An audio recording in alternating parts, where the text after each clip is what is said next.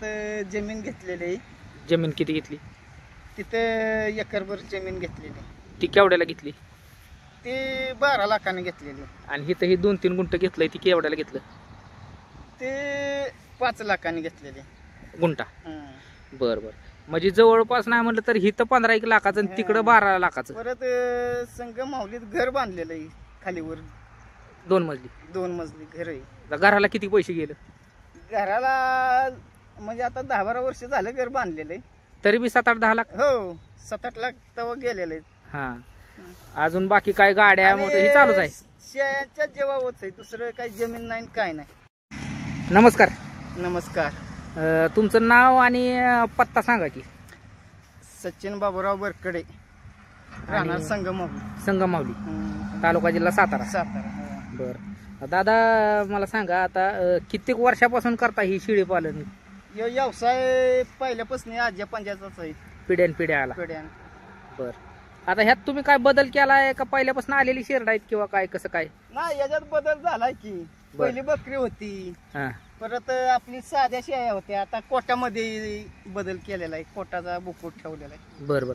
म्हणजे आता ह्याच्यामध्ये तुम्ही कोटा जातीचा बोकड आणला आणि त्याच्यापासून क्रॉस करत करत ही कोटाला मिक्स करत चाललाय तुम्ही शेळ्या? हा, मिक्स करत. बर. किती शेळ्या आहेत एकूण? हे आता आहे ती 40 आहे. ती 40 का? 40 आहे. बर. आणि मला सांगा आता ही सकाळी उठल्यापासून ते संध्याकाळपर्यंत ही हिंडवावं लागते, झाडपाला पाडायचा. हो. म्हणजे कष्ट. आणि ह्याच्या व्यतिरिक्त दुसरं काय देता ह्या शेळ्याला? खुराक फिराक असतो का? खुराक ही काय नाही, आमच्या शेळ्या चरून जातात तेवढंच घरी. आणि यालेल्या शेळ्यांना मकाई असते. बर. पण सड्या शेळ्यांना खुराक नसतो. बर बर. सड्या शेळ्याला खुराक नसतो? नाही नाही. यालेल्या शेळ्याला मका मकाचा. बर बर. आता मला सांगा 2-2 पिल्लं देते का? 2-2 3-3? 2 कधी 1 3 4 पवतर पण जातात काय काय यांना. बर. मग पिल्लांची विक्री कशी काय करता? काय पिल्लांची विक्री जर शनिवारचा कोरेगावचा बाजार असतो, असं बाजारावर जातो. गुरुवारी लोणंद, कराड, म्हणजे 7 वारांना बाजार आहे. बर. आता जाग्यावर येऊन पण नेतात. होय, जाग्यावर येतात. आता मला सांगा, आता तुम्ही म्हणताय की ही आपल्या गावरानला क्रॉस केली ती कोटामध्ये, बरोबर का? आणि कोटाचा बोकड तुम्ही लावताय. ह्यातनं जी पिल्ल जी पुढे येतात ती पिल्ल पाळायला जातात का कटिंगला जातात? कटिंगला पण जातात आणि पाळाय पण हौशी असतो तो पाळाय नेतो. काय कटिंगला जातात, सगळं जाग्यावर येत नाही ना. बरं. मग आता ह्यो बोकुड कधी आणलेला, काय आणलेला? ह्यो बोकुड झालं 2-3 वर्ष. याच्या आधीगर पण कोटाचाच होता माझ्यापाशी. बर. म्हणजे 5-6 वर्ष झालं कोटाचा बोकुड आहे माझ्याकडे. बर. आणि आणला होता त्यावेळेला किती रुपयाला आणला?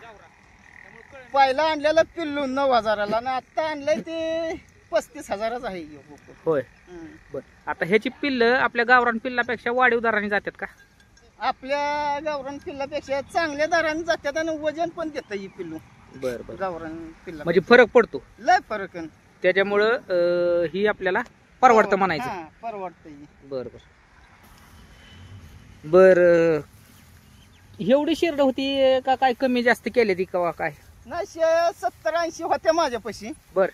वरील वाढल्यापासून कमी केल्यानं परत आय होती. आय पण आता होत नाही आईला, त्याच्याने कमी केल्यात.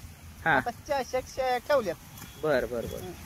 म्हणजे आता एवढ्या शेळ्यांमध्ये सरी वर्षाला किती पिल्ल गावते ती किंवा काय सांगाल? किंवा उत्पन्नाचा हिशोब जर म्हणलं आता कसं काय? 40 शेळ्यांना बघा 80 पिल्ल होते. हा. त्यातनं काय मर झड जाऊन 80तली विषा गेली तरी 60 पिल्ल गावत्यात. हा. 60 पिल्ल गावतात. सरासरी पिल्लू काय दराने जाते या? आता कसं सगळी एकसारखी जात नाही ती. खालीवर 5,000पासून मोर पाक 9-10 हजारापर्यंत पिल्लू जात. बर. त्याच्याने त्याचा हिशोब सांगता यायचं नाही का, तर सरसकट सांगता येत नाही. बर. सरासरी आपण 5-2 हजारांनी जर धरलं तरी वर्षाकाठी 3-1 लाख रुपये होते ती का? 3, 4, 3.5. बर. म्हणजे जर वर्षी एकच दर गावत नाही. हो की, कमी जास्त म्हणायचं जास्त होतो. बर बर. म्हणजे दराच्या हिशोबाने म्हणा. दराच्या हिशोबाने कसं आजार पण असतो, लय त्याला जपणूक. बर. आता मला सांगा की आता तुम्ही म्हणता की 40 शेरड आहे ती, हो आता एवढ्यात वर्षाला उत्पन्न बी बऱ्यापैकी होतं या. होते. आता आपण बघायला गेलं तर पोरांना नोकऱ्या नाहीत हं. बरोबर का? नाही. आणि ज्याला शेती आहे त्याला शेती करू वाटत नाही, कारण का तर उद्याच्याला लग्नाचा प्रश्न निर्माण होतोय, अहो, पोरांना पुरी देईना ती, ते पण सगळ्या बरोबर. बाजूने अडचण आहे. अडचण आहे. मग तुम्हाला काय वाटतंय की बाबा तरुण शिकलेल्या पोरांनी हा व्यवसाय करायसारखा आहे का, किंवा काय कशा पद्धतीनं, किंवा नफा आहे? व्यवसाय करण्याजोगा आहे, हा पण ते सगळ्यांना जुळत पण नाही ना ती.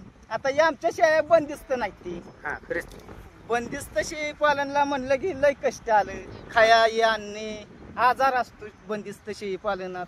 हे हवेशीर आल्या शेळ्या, यांना आजार कमी, सगळं कमी, फिरून चालल्यामुळं. फिरून चालल्यामुळे सगळं रानात झाडपाला गावतोय ना. बरं. तसं बंदिस्तला एक म्हणजे एकच खायला, त्याच्या म्हणून या शेळ्या बंदिस्त शेळी पालनला ऐकत नाही. आणि फिरत- नवीन पिढीला हाय बरोबर बंदिस्त केलं तरी, हा. पण माझा अनुभव पाहिजे, बिना अनुभवाचा काहीच नाही. म्हणजे सुरुवात करताना थोडाफार अनुभव किंवा अनुभव ट्रेनिंग घेतलं पाहिजे. पाहिजे त्याचं, हम्म. कशा पद्धतीने शेळी पालन केलं जातं बाबा, रोगराई, औषध उपचार, औषध या सगळ्या गोष्टी माहिती पाहिजे. माहिती पाहिजे, अनुभव पाहिजे मेन म्हणजे. बर, आता मला सांगा की तुम्ही म्हणता की पिढ्यानपिढ्या हा व्यवसाय केला जातो, हो. बरोबर. आता तुमचं शिक्षण कितवी, काय, कशा पद्धतीनं का नाही? शिक्षण माझं 5वी झालेलं आहे. बर, हम्म. आता शिक्षण 5वी असून वर्षाला कमीत कमी मी म्हणतो की 2.5-3 लाख रुपये तरी कमाई होती, हो होते की. मरजड जाऊन मर्ज- जास्तच होती, पण सरासरी आपली धरायची हो बरोबर, तरी बी 20,000 रुपये महिना पडला, पडतोच. आहे का नाही? हम्म. म्हणजे कुणाच्या नोकरीच्या मागं न लागता किंवा कुणाच्या हाताखाली चाकरी करायला न जाता नाही स्वतःचा व्यवसाय करून माणूस स्वतःचं कुटुंब चालवू शकतो. हो चालवू शकतो. हा शेतीपूरकच व्यवसाय म्हणला जाईल ना. हो. मग कुणी दुग्ध व्यवसाय करतं, कुणी शेळी पालन करतंय, हम्म. तर शेतीपूरक हा व्यवसाय केला पाहिजे. आणि सुशिक्षित तरुणांनी नोकरीच्या मागे न लागता या व्यवसायाकडे एक पैशाच्या हिशोबाने आणि पाहिलं पाहिजे. तर मला सांगा की आता ही एवढ्या शेळ्या तुम्ही वर्षानुवर्ष राखताय, यातनं बऱ्यापैकी प्रगती बी झाली असेल तुमची झाली सगळ्याच गोष्टींनी. झाली. मग तर काय सांगाल आपल्या जे सुशिक्षित बेरोजगार तरुण आहेत त्यांना एक मोटिवेशन म्हणा, किंवा त्यांच्यात एक शेळी पालनाबद्दल एक नवीन जागृती करण्यासाठी, की बाबा खरंच फायदा आहे का ह्याच्यात? बऱ्याच जणांचं शेळी पालन चालू झालं, बंद पडलं, बंद पडली, बरोबर आहे. असं आहे. नाही यातनी फायदा आहे. हम्म. फायदा म्हणजे याच्यापासून जागा घेऊन शेड ही आली, क्षेत्र माहुलीत मारलेलं आहे मी. बरं, कधी जागा घेतलेली काय सांगाल? ते 3 वर्ष झालं जागा घेतलेली. किती घेतली बरं? 2-3 गुंठे इथं घेतली, आजोळात जमीन घेतलेली आहे. जमीन किती घेतली? तिथं एकरभर जमीन घेतलेली. ती केवढ्याला घेतली? ती 12 लाखाने घेतलेली. आणि इथं ही 2-3 गुंठ घेतलंय, ती केवढ्याला घेतलं? ते 5 लाखाने घेतलेली. गुंठा. हं. बरं बरं, म्हणजे जवळपास नाही म्हणलं तर हिथं 15-1 लाखाचं आणि तिकडं 12 लाखाचं. परत संघ माहुलीत घर बांधलेलं आहे, खालीवर 2 मजली. 2 मजली घर आहे. आता घराला किती पैसे गेले? घराला म्हणजे आता 10-12 वर्ष झालं घर बांधलेलं आहे. तरी बी 7-8-10 लाख. हो 7-8 लाख तेव्हा गेलेले आहेत. हा, अजून बाकी काय गाड्या मोठं हे चालूच आहे. शेळ्यांच्या जेव्हाच आहे, दुसरं काही जमीन नाही काय नाही, सगळं शेळ्याच्या जीवावर. सगळं शेळ्या. 2 मजली घर, 3 ठिकाणी 3 गुंठा प्लॉट, अजून एकरभर शेती, हे सगळं शेळ्याच्या जीवावर केले. पोर आणि बाहेर शिकाय. होय, हं. बरोबर. म्हणजे चांगल्या पद्धतीने प्रगती होती. होती, पण चांगल्या कष्ट पण तसं पाहिजे ना. हा, कष्ट आहे. दुर्लक्ष करून उपयोग नाही या जत्रावर. बरं बरं बरं, लक्ष पाहिजे, कष्ट आहे. कष्ट आहे. बर, त्याच्यामध्ये काही मरझड होती का, नुकसान होतंय का? नुकसान होते की. हम्म. कुठला धंदा करा, शेती करा नाहीतर कोंबडी पालन करा, नुकसानी असतीच. बरं पण बरं त्याच्यावर पण लक्ष व्यवस्थित ठेवून, बाबा या आजारलंय त्याला इंजेक्शन पाहिजे, औषध पाहिजे, तसलं केलं व्यवस्थित तर नाही नुकसान की काय होत नाही, मग फायद्यात आहे. फायद्यात आहे. बरं, त्याला वर्षाला लसीकरण ही होतं का व्यवस्थित? करता तुम्ही? लसीकरण करतो आम्ही, हा. पण सगळ्या नाही ती करत. हा इट्टीची लस ही पाऊस लागायच्या अंधीगर आम्ही महिनाभर अंधीगर करतो. हा. परत PPR ही आहे ती. आणि जनताचं हे देता का औषध? जनताचं औषध अवघड 3 महिन्यांनी 6 महिन्यांनी आम्ही देतो. आणि टॉनिक आपलं कुठलं तरी पाजायचं जनताचं औषध दिल्या. भूकवाडीचं. पण लसीकरण व्हायची कमीच आहे ती. हा ही फिरून चरत असल्यामुळे जास्त एवढा तुम्हाला काय ह्याच्यामध्ये प्रॉब्लेम येत नसेल. नाही प्रॉब्लेम येत नाही आम्हाला अवघं गारठ्या दिवसात निमोनिया झाला तरच, नाहीतर दुसरा आजार ही शेळ्यांना होत नाही शक्यतो. कमी आहे आजार असताना शेळ्यांना आजार कमी असतो. बर आता हे दुसरा एक बोकड बारका दिसतोय तो ठेवलाय का आता? तो ठेवलाय आता ईदला दूधला एक काढायचा. बर बर बर बर तरी आतापर्यंत काय या बोकडाला मागणी वगैरे झाली असेल की? आता ही 3 वर्ष झालं बोकड तुमच्या पैसे जी किंमत होती की 40-45 हजारावर जातो. आता याच्या अंधीगर होता 65 हजाराला दिला, असाच होता पोटाचा. होय आता नाही म्हणलं तरी ह्याचं वजन 70-80च्या जवळ असेल. हो 70-80च्या आसपास आहे. हा चालतंय. मग या बोकडाच्या ह्याच्यावरती रिझल्ट चांगला येतोय आणि पिल्ल बऱ्यापैकी किमतीला जातात. किमतीला जातात आणि हौसाने लांब काने आहेत ती का नाही त्याच्याने पाय नेत्यात.